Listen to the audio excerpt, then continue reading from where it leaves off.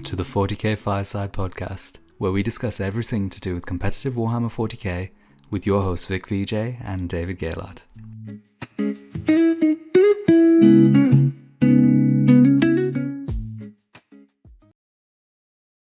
Hell yeah. Your host, Vic Vijay and David Gaylard. Oh, yes. Boys. I'm so happy, dude. I'm so happy because literally my favorite army has had some leaks today. Dude, and, it's my favorite army as well. Did you know that? Since I was a child, I've always wanted to play Imperial Knights. Yeah, and actually to now get a set of rules which are really, really good and which will make sure my opponent won't enjoy the game, I can't have asked for more. Oh, dude, I love it when my opponent can't enjoy the game. That's when I enjoy the game the most, you know? That's why I played Ynnari. I'm that blue player for Magic. Like, you can't cast that spell. But you can counterspell people with Big Knights. Did you know that? You just move them and shoot them on turn one, and then you just go, wow, deployment zones. I don't know why you thought that would be relevant this game. I mean, I love using my warp spiders, but imagine my warp spider, instead of being a T3 infantry model, was a massive T11 knight. Yeah, it's a warp tank. Yeah. And the best part is, you don't have to take a mortal wound on roll of a 1. Wow. Not that it would matter, because you have 26 wounds anyway. We've got as much sarcasm as we could in that introduction there.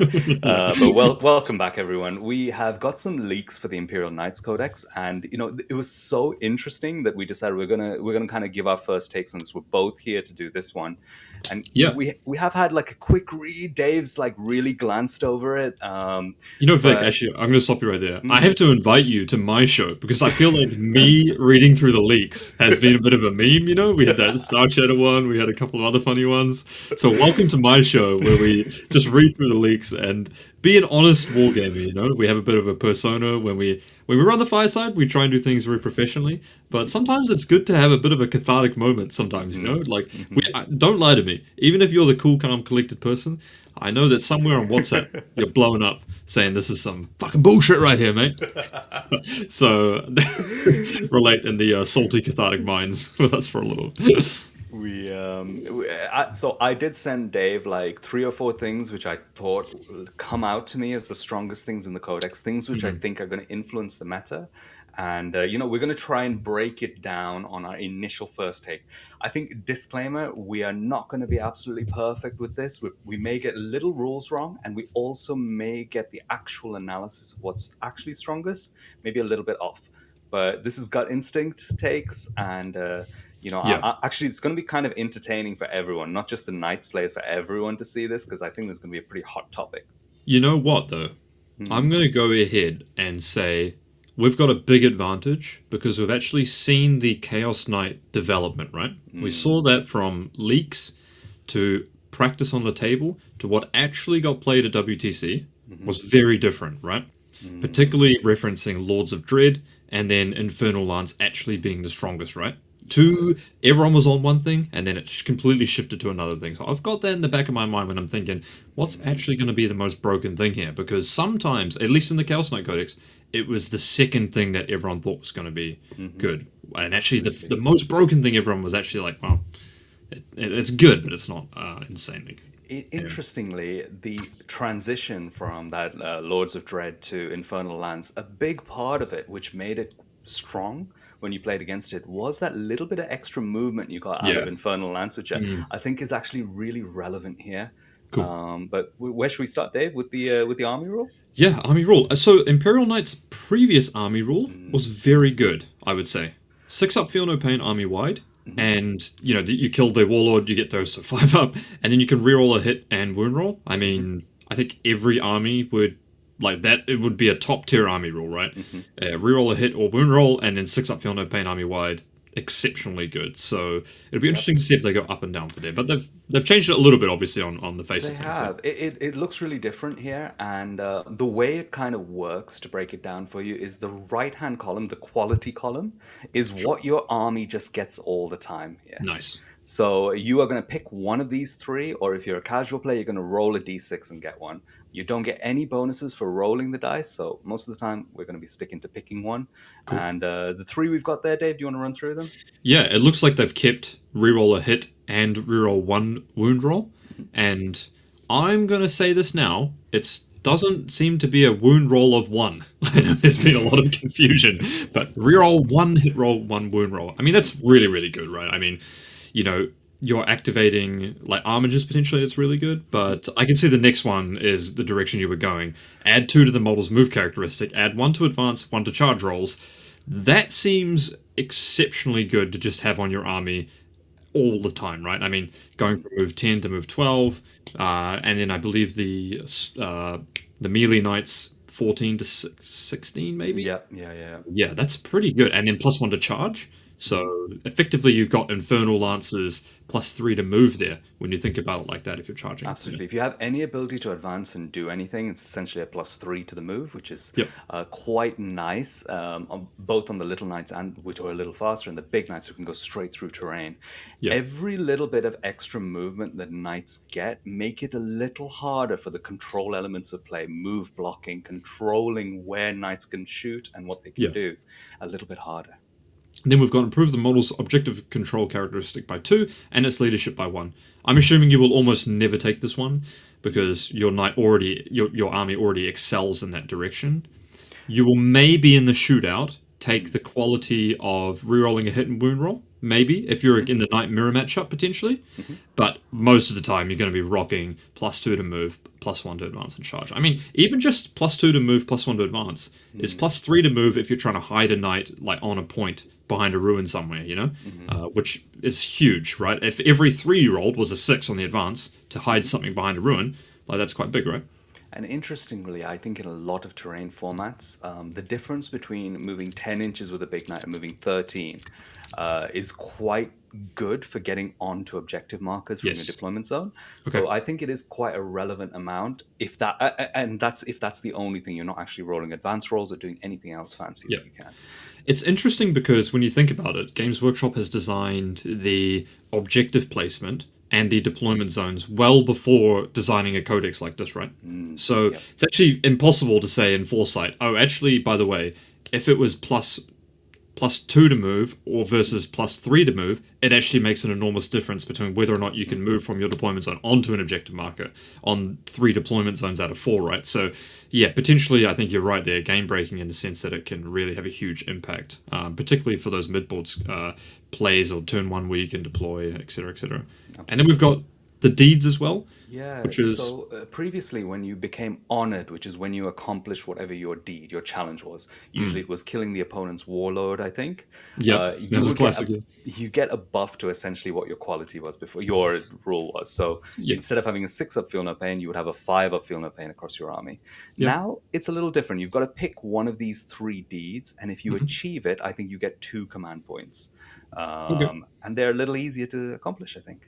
Yeah, it's almost anything is more easy than killing your opponent's warlord. I still think these are quite hard. You've got the first one is you can name a character model, and if you destroy that, you get it.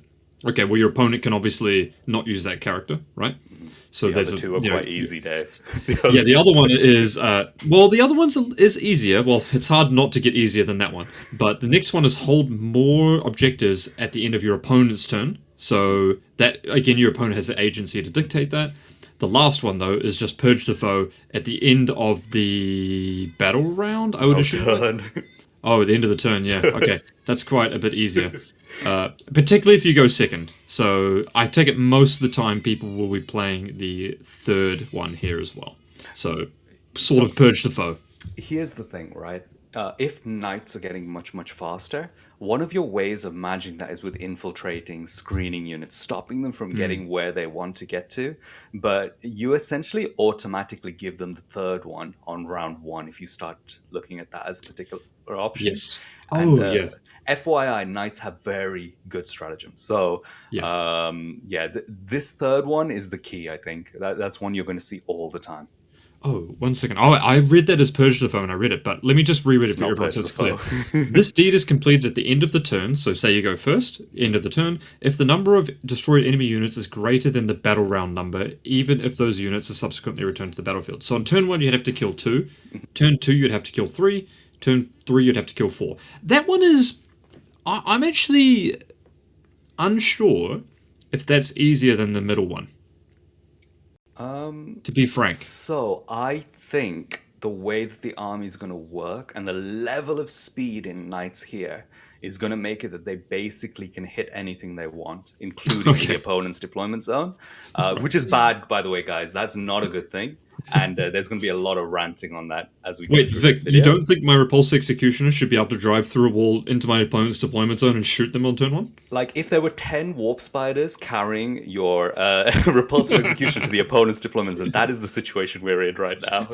Okay. So, on that basis, if you want to go all in, this one is extremely rewarding. But to be fair, if you want to go all in, the second one is just as rewarding as well, right? You could just dump. I mean, no one can out OC knights if they just put everything on there, which is interesting. But this deed is completed at the end of your turn. So if you go in you go to turn 1, you go first, you go in, kill 2 units, you get the CP, boom, immediately. Whereas the middle one is at the end of the opponent's turn. So I think my take on the meta is that people are going to move to a slightly higher quantity of units in their army. They're going to play more honest Warhammer. If knights didn't exist, we'd be playing very honest Warhammer with loads of units, playing all phases of the game. And I think in that situation, people are going to have enough MSU to make the third one probably relevant. But if you're playing against a very elite, tanky kind of army, you're playing against other knights, custodies, big bricks of stuff, then chances are you probably are going to go for the second one and accept that you may not get the CP until a little later in the game. yeah, makes sense. Yeah, obviously, the third one is a little bit harder to achieve the later the game goes. The second one's always relevant. It'd be interesting to see where that pans out. I think both of them are strong anyway. I don't think it makes a huge difference there at the end of the day. Probably matchup dependent. I think 2 of the qualities are quite good as well. And the third quality, there are going to be some games. You see, I would argue that there are some games where the breakpoint of OC can make a little bit of a difference. Yeah, okay. But because I think Big Knights are OC 8, going to 10 isn't actually that big of a deal unless you're playing against other knights. Interesting. Maybe you're We'll playing see the how mirror it pans matchup, out. yeah. Out OC them, baby. Interesting. Okay, let's go in. Now we've got the bondsman ability, which is roughly the same. I think it's just pick one, isn't it? One Armiger within 12 inches of a big knight, Yep. and you can give it a buff in the command phase. And then super heavy walkers are exactly the same as well. Yep, So go knights through can move. terrain. Okay, what's this first one we've got? I'm going to look on our WhatsApp to Yeah, confirm this what is it was. the Valourstrike detachment, which is, in my opinion, this is the broken detachment. Okay, broken. You've had it confirmed, people. I think this one is a significant problem. This is the kind of design space you don't want knights. Can I give a bit of context to this, Dave? Sure. Because knights, if I go back in time, knights had a lot of weaknesses that you could control. Yeah. For example, if you tagged a knight before in combat, there was no such thing as big guns never tire. They couldn't shoot, and if they didn't have any fallback shoot, anything, you can control them just by tagging them up. Yep. Then we got big guns never tire, which meant that they could kind of shoot out of combat, shoot into combat, etc. Then we had options to stop knights from maybe moving through terrain. We had the obscuring rule. All of these things got countered with towering, and then super heavy walker, allowing knights to walk through walls. Yep. Then we got to the current stage, which is big knights move 10 inches. They can't advance and do anything. So what you can do is do some very effective move blocks where you can end up using 1 infantry unit. And if they're behind a wall, you can basically restrict them to almost 0 inches of movement. Yep. Great way of controlling opponents. Are you about to tell me that giving the knight army this detachment rule, which is reroll advance roll, which is actually a good rule in general, and then all your ranged weapons have assault, makes it very difficult to prevent your opponent from shooting you if they want to do so. Yep, reroll advance. You've got your +2 move, your +1 to your advance roll. Yep. So on average, you've got 3 + 4, 17 inches of movement on a 3 on your advance roll. Yeah, and you go through walls. There's more coming, but we're on 17 inches at the moment on an average. That's okay, cool, nice. So your knights almost got twice as fast, and considering they also walk through terrain, they're probably one of the fastest units in the game. Yeah. Okay, the enhancements here. Knight model. Ooh, I'm moving everything around. Give me one second, guys. Sorry about that. Wow. Give me 1 second. Okay, cool. Stream looks good. Okay, because I was doing it off the stream, not the photos. Okay, so at the end of your movement phase, one other knight that is within 12, end of the movement phase, you can regain up to D3 or up to 3 wounds if your army is honored. That's Okay, so. It's not limited to a tech marine, which is nice, right? Yeah, Yeah. the big thing here is that the big knights buff other big knights is very big Yeah. knight focused rather Yeah, than being a interesting. bondsman ability. Okay, so the next one is pick another knight within 12 invisible to the bearer. Until the end of your moon phase, you get stealth. That is pretty damn good. Could be good, yeah. Uh, If you have the I points for mean, it, these are good. -1 to hit on your big knight. That's like a shooting knight only. And cover, I guess. That's nice as well. Hmm. Okay, the next one is pick another knight and get ignore cover. Oof, so That's basically +1 AP. that's a That's a very good one. premium. That's a Yeah. really good one. And the next one is at the start of your charge phase, select a knight, get reroll charges. That's a bit okay. This one is start of charge phase, and it's select one other Imperial Knight. I think this one's the worst one out of those. It's the most awkward to use. Makes sense to me. Uh, And I- they are all select one other for example, which is a little bit of a distinction there. But ignore cover, as we've seen in Infernal Lance, has been really good. yeah. And then obviously, I think the stealth one could be good depending how the meta shapes out. But -1 to hit on a 400 point something model is quite tasty. I'm all Yeah, for that. absolutely. So no misses on the enhancements there in terms of they're probably, but 3 out of 4 have basically viable play. I would say. There's nothing like auto take, nothing broken, but if you have the points, you're going to take some of these for a bit of an advantage. Nice, awesome. Okay, why don't we get into it? Do you want me to read through them, or you want to read through them? Alternate. So Sure, let's go. you're going to get the broken one, so I'm going to do the first one. So run them through 1 CP in the fight phase, up to 3 Imperial Knight models from your army that have charged, but have not been selected to fight, and they all have to be within 9 inches horizontally of the same point on the battlefield, Ooh, rather interesting. than 9 inches of each other. So overall, they can be 18 inches apart if you go for the midpoint. Yeah, Until the end of the phase, melee weapons equipped have the lance ability. So it's a flat +1 to wound for 3 of your Imperial Knights. that is quite efficient. That could be useful, especially if you're facing other Imperial Knights. You just want to get your consistency in. It also does help with your Thunderstomp, not your Thunderstomps, your feet. When you're fighting Yeah, with your yeah. feet at strength 8, that can help you get through opponent's I vehicles. mean, boy, you could just even +1 to wound for 1 CP is pretty good. I mean, obviously knights are pretty good at that. They have a pretty high strength characteristic regardless, but potentially 2, two's not hard to achieve. Pretty good, and it's just in the fight phase too, so you don't have to have that have charges turn. So you do have to charge, so that's an important one. Okay, Thunderstomp. Here we go. 1 Imperial Knight model from your army that has not been selected to fight this phase, so you don't have to charge. Till the end of the phase, the attacks characteristics of armored feet, melee weapons equipped is 8. Okay, that seems like a lot. The attack characteristic of Titanic feet is 12 and +1 AP. What the Yeah, I think the big knights have eight attacks. I think at 812, Yes. but now it's going to 12 attacks at 822. Right. Nice. That's quite good.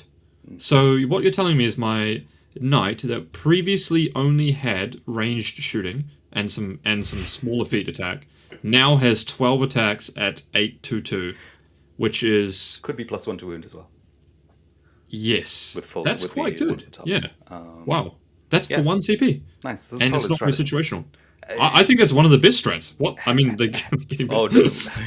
holding, having ways for knights to dig themselves out of combat in the fight phase is actually quite powerful for the shooting knights. Yeah. So this is excellent synergy with having your big knight play. And Yeah. Dave, I lied to you. You're not the one getting the broken stratagem. I'm the one getting the broken Go for it. stratagem. You're going to go Right. on full tilt now? Full tilt, 2 CP. In your movement phase, you pick 3 Imperial Knights models, which are within 9 inches of a point on the battlefield, so they can be really far apart from each other. You get +2 to move and +2 to advance rolls. What the fuck?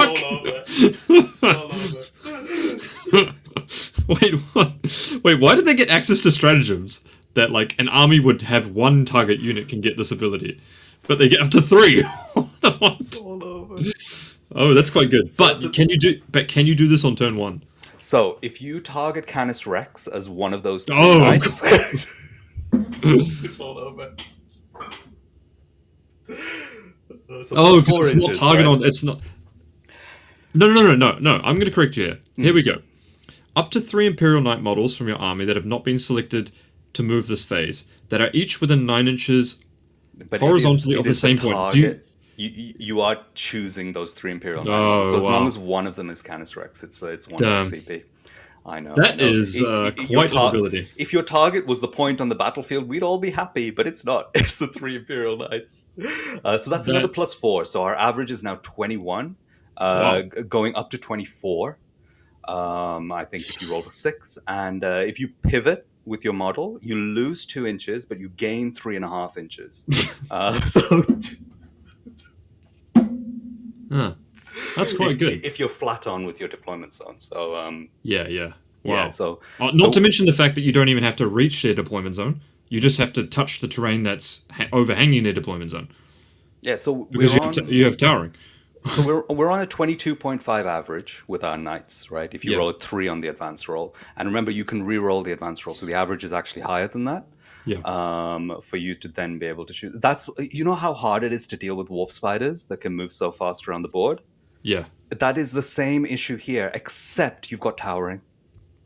But for playing the devil's advocate here, Hmm. knights don't have a lot of access to infiltrate, so you can towering.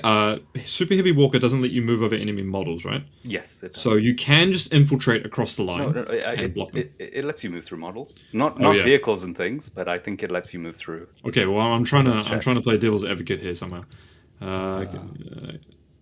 Through models, yeah. Okay. Excluding Titanic, you can move through vehicles. Okay. Wow. So it's quite hard to stop them from playing aggressive into you. Yeah, I mean, when they move 10 inches, it's quite easy to stop where they want to land. But when they move Yeah. 24, it's kind of hard to know, you know. So this what- detachment kind of doubles their movement. That's quite a good detachment. So what you can do is you could infiltrate, protect your deployment zones, and give them 2 extra CP on turn 1. That's an option. You know, Wait, it's- hold on. We're going to go back here. I think this only works if you kill greater than the number. Yeah, so they've got to kill 2 units. They have to kill 2 units, so your infiltrating unit won't die, but obviously they can go and kill like another unit that like you can't infiltrate across the entire board, right? So No. they kill your infiltrator, then they kill like another unit that they move straight down the board edge with, for example. Yeah. Yeah. Wow. Okay. Nice. What this means is, like in context, is that there is no counterplay to it. You can't do any control play because the last thing that was left was to manage Knight's movement. Your only control play is to try and tag them in combat so they can't then fall back and shoot and do something. But Vic, counterspell. I've got Thunderstomp now. Exactly. You've got Thunderstomp to get yourself out of combat, unfortunately. So it's really tough, man. I mean, and also it gets even worse as we go through this because it can be hard to tag them up as well. That's quite a good stratagem. That one. That I would one is say really that's. good.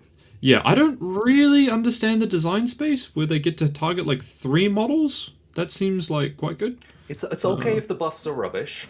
I mean, Yeah, like Lance and Lethal are like, I would still say it's a good strategy. Like the next one is Lethal Hits, which is, I'm assuming, similar for the Lance ability, right? In terms of pick 3 knights, whatever, you get Lethals, right? Okay. I mean, that's actually still a good stratagem, right? decent. Oh, it's in shooting. Oh, actually, that's damn good. Wow.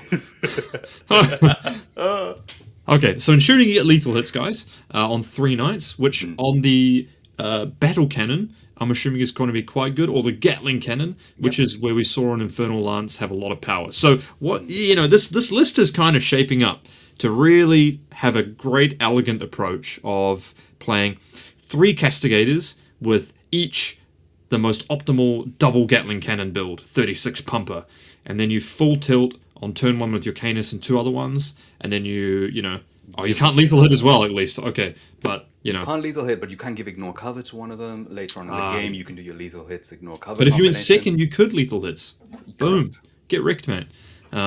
Okay. I mean, ignore cover on the, the Gatling is really, really effective And as well. Here's the thing, Dave, that it makes it really tough because if you try and counter the movement positions that are most dangerous with multiple of your units, you give them 2 CP, and then the entire game they can do everything. Yeah, we saw that with grudge tokens, didn't we? And Votan. If you do decide to infiltrate, you will give them 3 or 4 CP, which is quite impeccable. This next one I thought was a bit of a head scratcher when I saw it. It's called Tactical Foil. Yeah. Now, I didn't necessarily associate tactical prowess with large knights.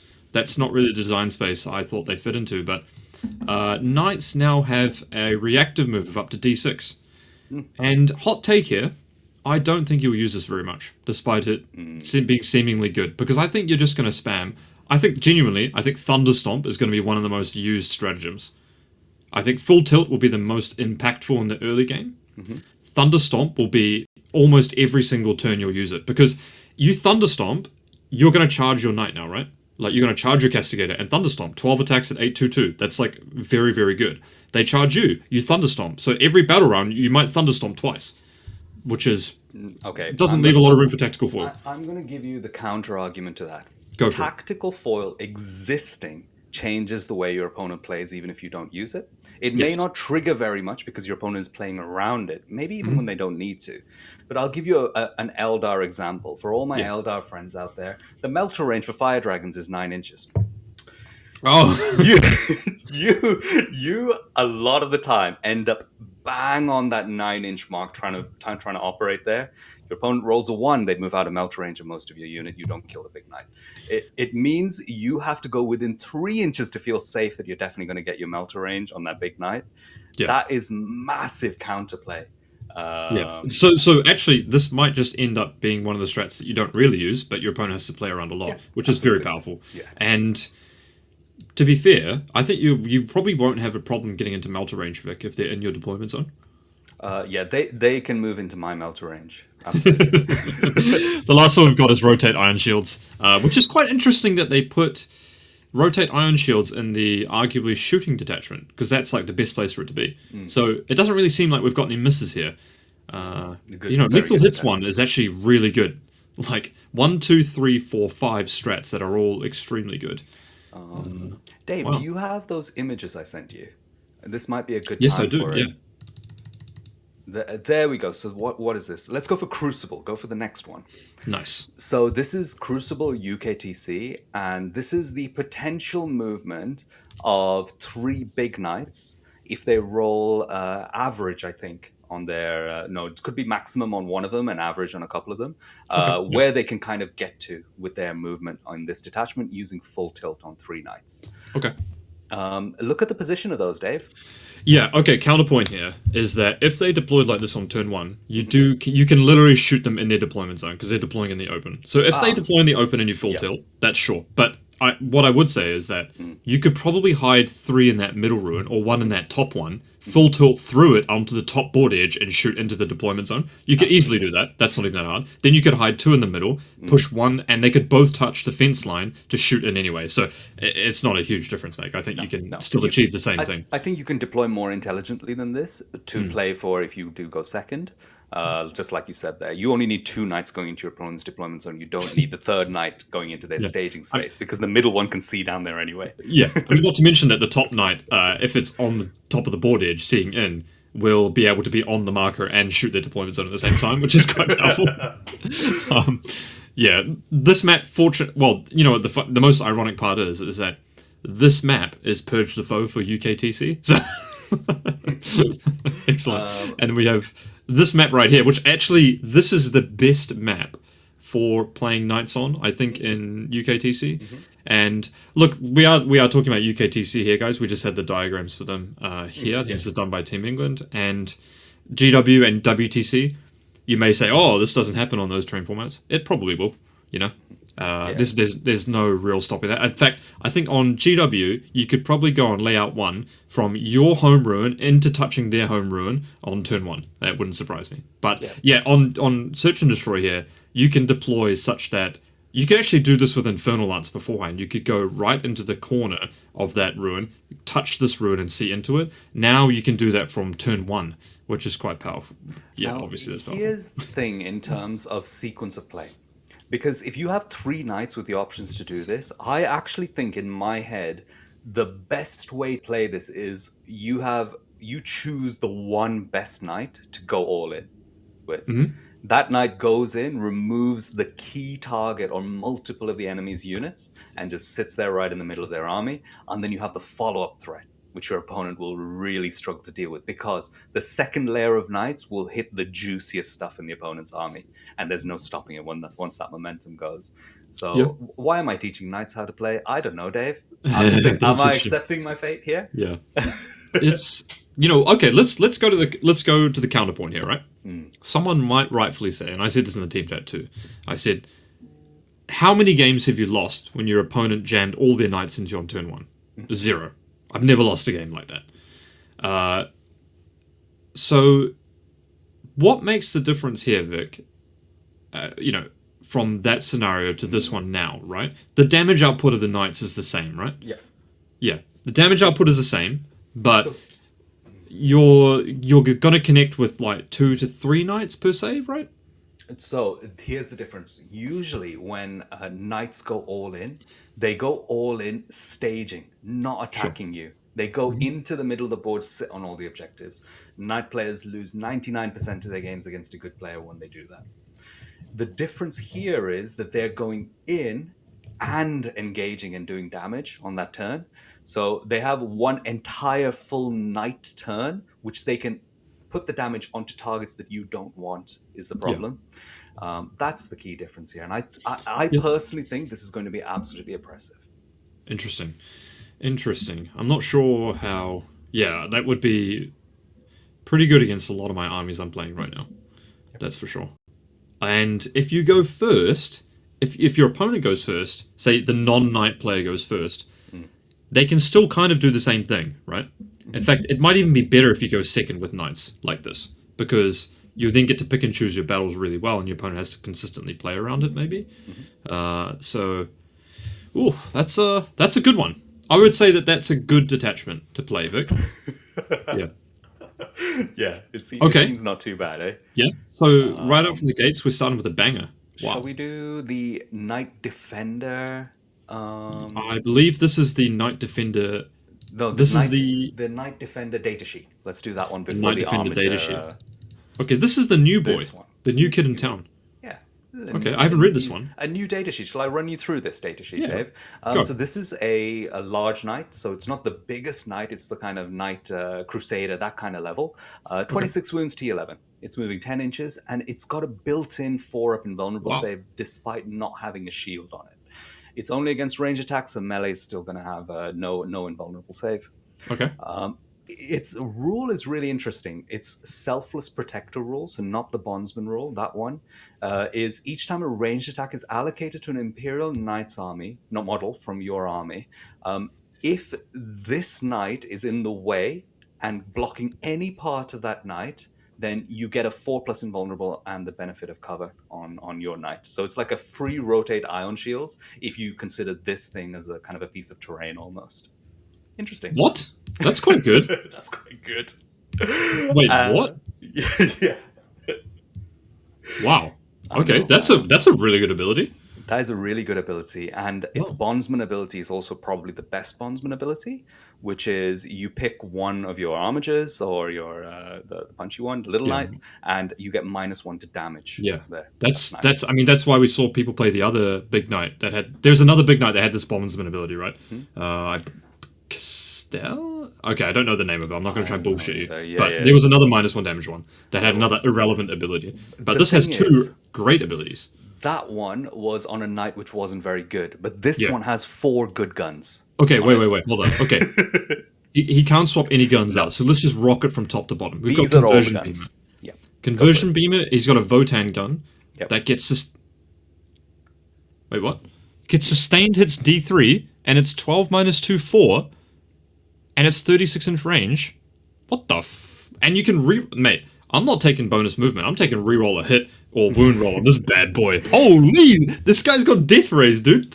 Hell yeah. So you roll 3 dice. On a 50-50, you get 2 4-ups, right? So and you miss, and let's say you miss 1. So you get 2 hits plus 2d3, average of 6 hits at 12 minus 2, 4. Hell yeah, dude. That's quite a good gun. Yeah, I would say that's a good one. That's one arm. Next one, the Obliterator Plasma Executor. Oh, that's a good name. I like that. The Plasma Executor. No, hold on. Oh, the Conversion Beam Obliterator. Sorry, he's got a Plasma Executor. Yep. My bad. This just looks like a standard 933 D6 plus 3 blast hazardous plasma. That's good. You love those, eh, Dave? Yeah, I like that. That's as a guard player. I'm all good with that. A Twin Incendent Combustor. Okay, this is a D6 flamer. Okay, nothing special. Just a 6/1/1 flamer. Get some guys out there. Phosphor Blaster, and this is a rapid fire 1.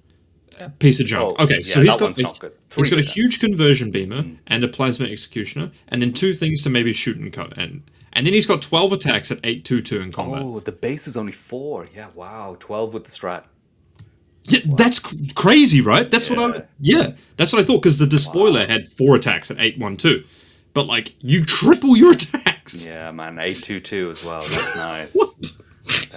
Okay, yeah. Okay, this is a really good knight, and I'm expecting it to probably be around 400 points. The Crusader is 395, so I'm hoping this guy's probably, I would love it if he was quite a bit more, but I have a feeling this is going to be a common knight that you're going to see in the army. Yes. So pack some shooting, but man, this guy shoots hard, bro. Decent. Slap ignore cover on this dude. Basically 12 minus 3, 4 with 6 hits. Like, that's pretty nice.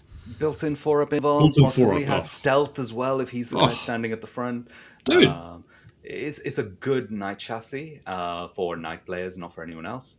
And I think it'll be interesting to see which big knight people go for. Chances are we're probably wrong on this one, Dave. It's probably not the Knight Defender, and there's probably something else with better guns that people pick. Yeah, having said that, you could still take the double Gatling cannon knight. Right? I think it's like a Gatling gun and a battle cannon, right?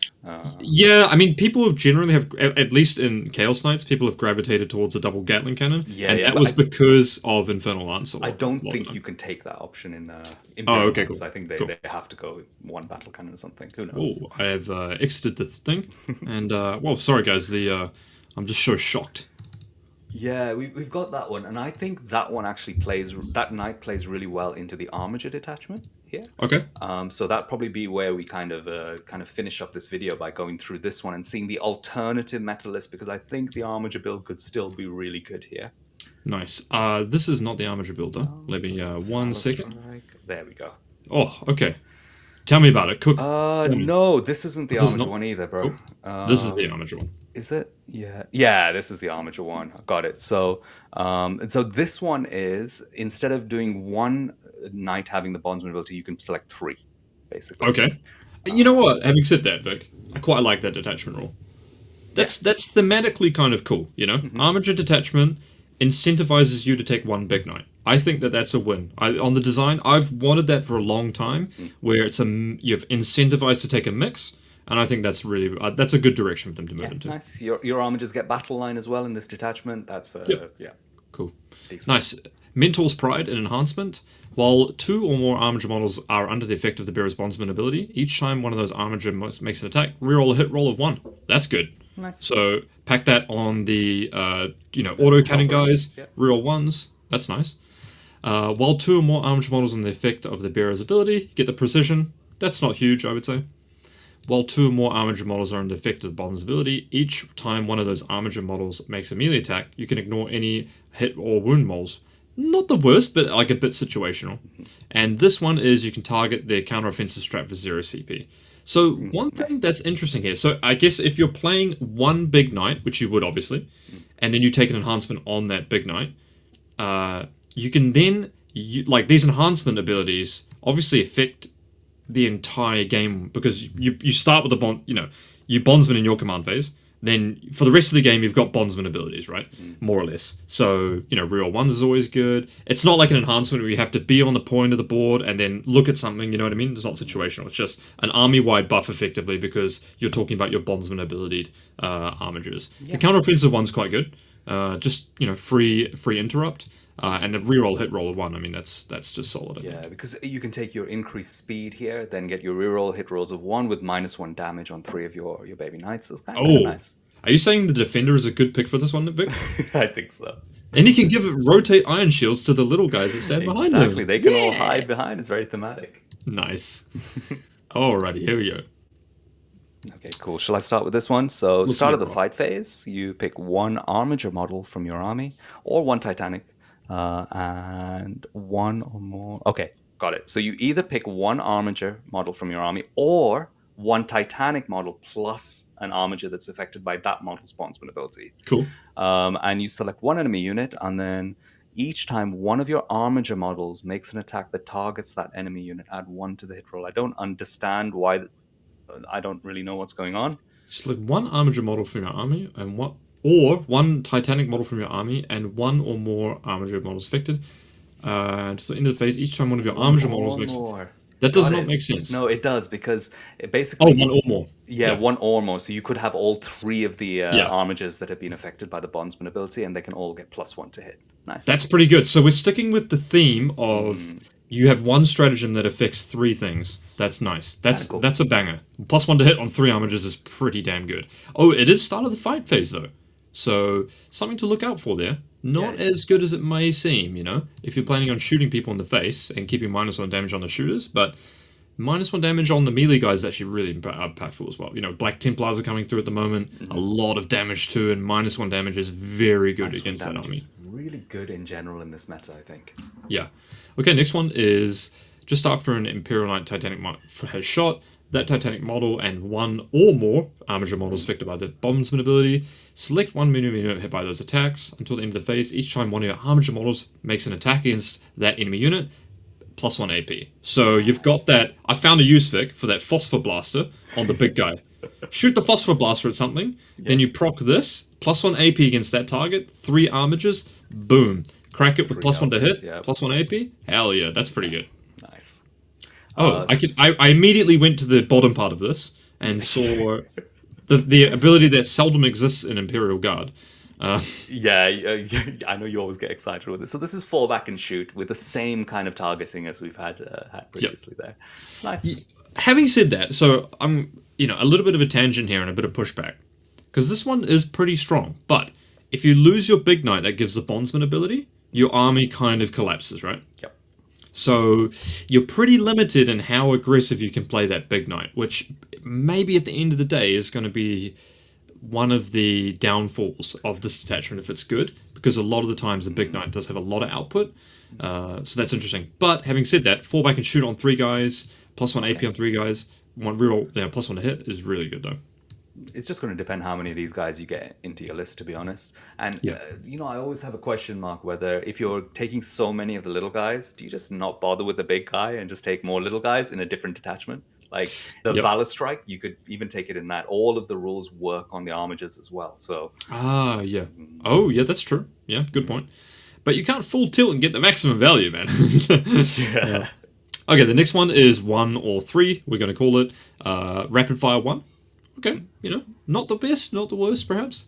It's going to be hard to see you using that when you've got +1 to hit, +1 AP, fall back and shoot. You've got some pretty premiums ones there. The next one is Shooting Phase, 1 Armiger, AOC. Just a shooting phase AOC only. Yeah, not particularly relevant either, I would say. Unless you're going against las cannons and you want a 4-up, but you're going to might have the Defender, so you might have the 4-up invulnerable anyway at that range part. Squires of the Hunt, last one. End of your opponent's fight phase, 1 Armiger or 3. For each Armiger models that are within 9 of any or more battlefield edges, you can remove them and put them in straight reserve. That's, pretty fair. I would say that this one seems a lot less oppressive on what it can do immediately, but it does have a lot more utility attached to it. Yeah, which is interesting. And this is the one where you can have friends, which is always a benefit. Friends are good, yeah. Yeah, if you go to your local gaming store and tell someone, look, I'm playing Knights, but I'm not playing Valourstrike, you may get a game. Yeah, you might get a game. Having said that, though, the -1 damage affecting 3 Knights could be that could be the biggest upside here. Why don't we go to... I just want to check out the Defender Vic. Does this only apply in a phase? Each time an attack is allocated. Okay, that's pretty strong. No, I'm pretty sure it lasts until your next command phase. Yes, but it is also shooting and fight phase. Yeah. Yeah. Okay. So, that's close, man. 3 -1 damage mini knights that can move and tag things. Remember, you get +2 to movement and +1 to charge. That's pretty nice as well. Yeah. And 1 big shooting knight that can kind of play the angles, get OC on your expansion. You can kind of play them a bit safer. And then 3 little knights that are all -1 damage and can synergize well with those abilities. That's pretty strong. I mean, it's hard to chew. Right? My point is, it's hard to chew through the big knights, of course, in some regard. But it's hard to chew through 3 Armigers that all have -1 damage. When we saw in 9th edition, what was it called again? Free Blade Lance, I think, had the bondsman ability to put -1 damage on 2 Armigers as well. That was the most popular build for that period of time as well. which is interesting. I mean, it doesn't seem to have the most raw broken combos, but I could see a lot of value in the right build for that. Though. So I would say this. I think that if you're building a competitive list, in Valourstrike, you can actually take your defenders and also take your little knights who then get the -1 damage. It may not be on 3 of them at the same time, but let's say you're taking 3 defenders and Canister X, and then 3 little knights. I think the points add up. No, because you're limited to 1 big knight in... Oh, yeah, you could take 3 defenders. Oh, I see what you're saying, yeah. Take 3 defenders and you get 3 -1 damage knights as well. That is true, yes. I don't think you could take Canis Rex, 3 defenders and 3... you might be able to. It'll be 2. And then you'll have a few points maybe for a bit of chaff. Well, previously you could take 6 big knights. So if you downgrade 2 of those knights into 4 little knights, the points might work out there, actually. Yeah, 4-4 might be possible these days. 4-3? Something like... Okay, I think yeah. 4-3 or 4-2 probably. And it's probably going to... maybe it'll be 3 big knights and 3 little knights and some chaff. Who knows? Yeah. Because Full Tilt works on 3 knights. It all sounds good. That's an interesting design space. It's... I'm joking, by the way. Is it? No, I'm completely satirical. Genuinely, I think Thunderstomp might be one of the biggest problems here. No, it's definitely imagine Full Tilt, mate. Okay, Full Tilt is definitely a problem, yeah. But Thunderstomp on the defender is pretty damn spicy as well, you know? Like, it's just such a glaring weakness of the Knight army, right? Like you said, you eloquently put at the start of this, we previously had this problem with Knights, and we had this solution. We had this problem, then we had this solution. But once they just get additional 12 attacks at 8-2-2, they hit on 4s, okay? So 6 hits, probably 6 wounds. That's quite good. That will kill 5 scouts, right? Tank shock into Thunderstorm, that's all of a sudden you're doing a big amount of damage with a knight that previously had no melee capability. Right. Full Tilt is very strong, of course. I mean, I'm not saying that's not strong. I have so many problems with everything going on here, Dave, because we've got... I'm loving it. I'm gonna go order some knights now. We've got complete attrition of the control elements that you can do as a player to play against knights. But we've also created a situation where knights are just phenomenally easy to play. Yes. Yeah. They were already phenomenally easy to play, and you have Eldar level options, but not Eldar level problems here. They've even put in a reactive move just to kick me while I'm down.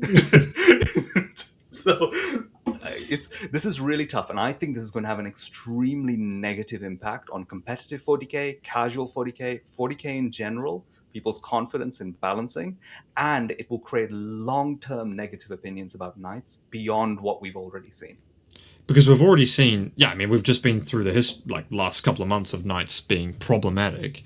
In addition to, could you imagine, by the way, if this came out before WTC, when the Chaos Knights Codex dropped, and when it was supposed to drop, by the way, and every single team at WTC would have had CK, IK. It would not have been a decision, right? You would have been here's my flip army. Back to your point, though. The one thing I hate about this, and it's not hate, one thing I think is kind of problematic is that the strategic play for the big knight detachment, so I forget what this one is called, the Valourstrike. Valourstrike, aptly named strike. The problem with this one is the strategy is so straightforward. It doesn't really allow you much freedom to justify doing any other course of action in any given turn, right?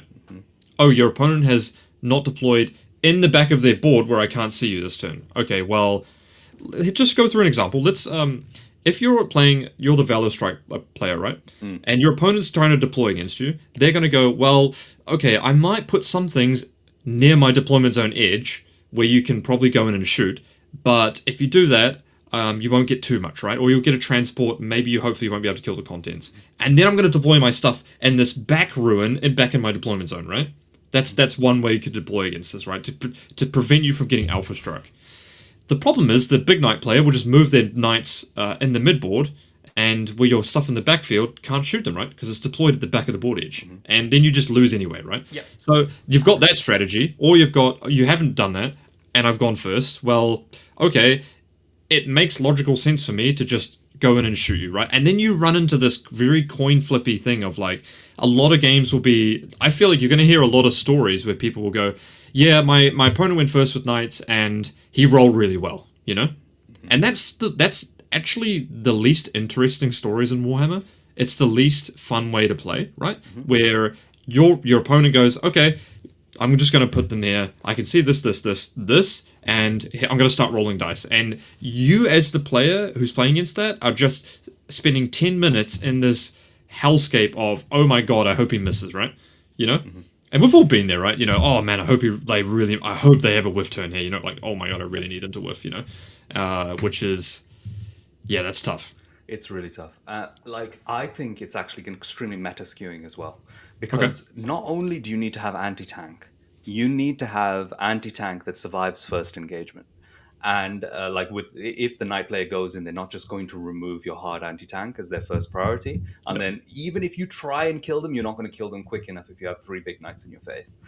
I think you're going to see this a little bit with the current Eldar lists that have a Wave Serpent and 10 Fire Dragons in it. It's quite possible for the knight player to kill the Wave Serpent and the Fire Dragons inside. And then even if you use your entire Eldar army, you're going to take too much attrition on the following turns from the rest of the Knight army. So are you going to need 2 units of Fire Dragons there in 2 Wave Serpents? Are you really skewing your list so hard for this particular threat in the meta? How powerful Knights are going to be? And I'm a little worried they are going to be that powerful. Wow, yeah. I mean, if you wanted to just completely ignore your opponent's abilities and mechanics, right? I've been playing a lot of Path of Exile 2, where one of the jokes is you just kill bosses so fast you don't care about their mechanics, right? This is what this is incentivizes, right? It's like, you have game mechanics, okay, I'm just gonna like move and then shoot you, and like, okay. You know what was similar to this was Admech Flyers back in the day, right? When you had like 3, sometimes I played 3, sometimes up to 6 Admech Flyers, right? And you could deploy them, they had like stealth and stuff like that. Then you could just drive them with impunity, see into all the ruins and go, you know, brrr, the whole time. And yeah, it's a tough one. You know, the reason, like, I'm still on Eldar. In my head, it's all Eldar at the moment. A reason why that the Fire Dragons are so good in Eldar, they're quite fast, you know? The vehicle could move 21 inches. Not as fast as a knight, I'll have you know, but could move 21 inches and you can disembark from it if you roll maximum on your d6. And then the way you play against big knights, ideally with Eldar, you can check out the masterclass if you want to see this. Hell yeah. But one of the ways is that you don't go all in immediately, because even if you kill one big knight with the Fire Dragons, it's not enough. You need to try and get multiple uses out of them. But because the Imperial Knights are so fast now, you can't pick and choose your engagements. You can't control space. What are you going to do? Like, you are going to kind of go in if you can, maybe kill one big knight, lose your anti-tank piece, and then try and play the game from there. The only valid option for every army now against Imperial Knights is, can I kill them really, really fast? Yeah, or I think if you've got a cheap 10-man infiltrating unit, because let's take a look, for example, at these boards here. This board here, for example. Some Pathfinders or something. If you infiltrate along the outside of your terrain, right, then they can't do that. Like, that just straight up stops it, at least on one part. Now, I'm not saying that that'll solve the entire problem, because obviously you give away a 10-man infiltrator unit. But, you know, against this board, you could infiltrate a 5-man along some point, right? And then see where they measure. You know, one of the problems I've found is that, actually, knights have a lot of drops. When their big knights count for 2 drops, it's actually kind of weird. Like, you're playing Ultramarines or something, and the knight player's like, yeah, I outdrop you. You're like, well, okay, I wasn't expecting that. Some armies can front load a lot of damage on the board, though. So I'd be interested to see how the strategy like going all in works against an army, maybe like Black Templars, where okay, your opponent puts 3 knights into you. Well, okay, guess what? I can kill 3 knights in a turn. You know, charge my whole army into you, or you know, an army like Ultramarines, or you know, even Imperial Guard to some degree can do a lot of that, prevent them from kind of hitting you on turn 1. So yeah, I mean, it's not so much whether or not the fact that it's beatable, but the game plan that it incentivizes. I think it's just the exact opposite direction we want to go in Warhammer, right? It's just, is this really how, when you describe Warhammer to someone else, is this really the Warhammer that we think and all know is the beautiful game, right? Yeah. It's not. You know what I would love? Like, the community has grown so much, right? Like, it's amazing. Sportsmanship, cheating's down. People ostracize people who cheat. I would love it if we got to the point in our community where we all decide none of us are going to play knights. All of us, we just decide for the sake of the game, we're not going to. You know, I will stop playing Eldar. Let's all decide to stop playing knights. Well, I've already stopped playing Imperial Guard, so I'm doing my part. There we go, guys. Let's end it on that one. Of course, like usual, 40K Fireside. Check this dope shirt out. We got some sick artwork on the back. Nice. Dude, she looks so good, man. I think there's only like 10 left on the website. You can check out our masterclass. That's just our first limited edition pass. We are working on some wider merchandise for everyone, so just keep your eyes peeled out for that. And of course, like, comment, subscribe, check out the Discord. Make sure to join at Phoenix Lord level for Discord access. And on member side, I think we probably will try and work on some countering knights videos. I think that might be quite relevant. So that sounds like a cool one. Sounds like we should have a little stream game. I actually played Tim's Votan, Tim Schneider. We played Dark Black Templars versus Votan. You know, I think Anna played Knights at WTC. Perhaps I should try and get in touch. Get him on. And maybe some of the Swedish Knight players we get on. Maybe. But anyway, I'm spitballing. I think you could probably play a game using the current MFM points and assume Knight Defenders are 400 points. I think that would be a very interesting test. That seems like a way GW would launch it, so I think that's a logical way to look at it as well. Awesome, guys. Peace out. See you later. We recently hit 7K subs. Fireside fucking going international over here, man. See you guys later. Bye.